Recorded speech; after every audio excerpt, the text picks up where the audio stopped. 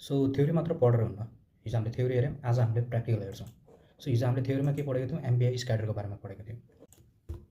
So rank 0 को लागि data हुनसक्छ 1, त्यस्तै गरी ऱ्याङ्क 1 को लागि 2, त्यस्तै गरी ऱ्याङ्क 2 को लागि 3 र ऱ्याङ्क 3 को लागि 4। के गर्नुपर्छ, 1 2 3 4 भन्ने इलिमेन्ट चाहिँ फर लुप लगाएर चाहिँ त्यसलाई एउटा बफरमा स्टोर गरेर राख्नु। त्यो बफर सायद इन्टिजर हुनसक्छ, सेन्ड बफ भनेर नाम दिनु त्यसको। त्यसमा हामीले 4 वटा इलिमेन्टहरू स्टोर गरेर राख्ने, जस्तो 4 मा त्यो इच इलिमेन्ट रिसिभ गर्नको लागि पनि हामीले के चाहियो, एउटा भेरिएबल चाहियो। सो त्यसको लागि चाहिँ हामीले के गर्नुपर्छ, एउटा भेरिएबल बनाऊ if rank equals to 0।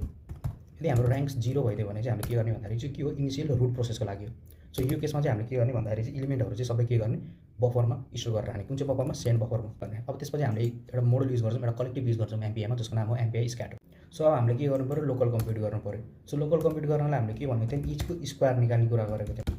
So यो गरिसकेपछि अब के गर्ने, अब कुन चाहिँ ऱ्याङ्कले चाहिँ कुन चाहिँ भ्यालु रिसिभ गरेको र त्यसको स्क्वायर चाहिँ के गरेको भन्ने कुरा नि त्यो प्रिन्ट पनि गर्नु पऱ्यो। यसमा प्यारल चाहिँ के भइरहेको छ भन्दाखेरि यो वाला पोर्सन चाहिँ के हुन्छ, सबै प्रोसेसले, जस्तै ऱ्याङ्क 0 को प्रोसेस भनेको सायद प्रोसेस 1 होला। सो इच प्रोसेससँग इच इलिमेन्ट हुन्छ र इच इलिमेन्टले एकैचोटि के गर्छ, यो वाला पोर्सन चाहिँ रन गर्छ। ओके, सो ग्लोबल सम यसरी हामीले डिफाइन गरेर अन्डरस्कोर दियौँ हैन। सो अब मोडलको नाम के थियो, एमपिआई अन्डरस्कोर रेडियस। सो अब यसमा के चाहियो भ्यालु, एउटा त हामीले लोकल स्क्वायर चाहियो, अर्को हामीलाई के चाहियो, ग्लोबल सम। अभियसली त्यहाँ भ्यालु स्टोर भएर बस्ने हो। अब के गर्ने भन्दाखेरि चाहिँ अब हामीले ऱ्याङ्क 0 लाई के गर्ने हो, त्यसको फाइनल सम चाहिँ लिने हो। सो हामीले यदि ऱ्याङ्क 0 छ भने त्योसँग के हुन्छ, फाइनल भ्यालु आएको हुन्छ। सो हामीले त्यो वाला कन्डिसन राख्नु पर्यो। अब लास्टमा हामीले एमपिआई के गर्नुपर्छ, फाइनलाइज गर्नुपर्छ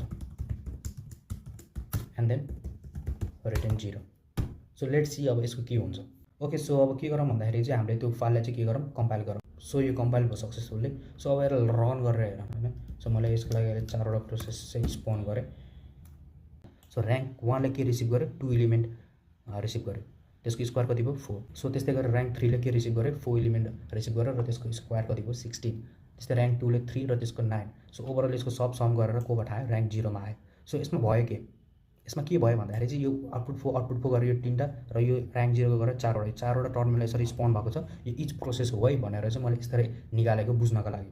सो इच प्रोसेसले के गरेर चाहिँ एउटा भ्यालु लिएको छ र एकैचोटि के गरेको छ, सबको स्क्वायर लिएर ऱ्याङ्क 0 लाई पठाइदिएको छ। यो होइन कि पहिला एउटा टर्मिनल आयो, अर्को टर्मिनल आयो, यो 4 वटा टर्मिनल एकैचोटि स्पोन भएको। सो यही नै हो प्यारलल।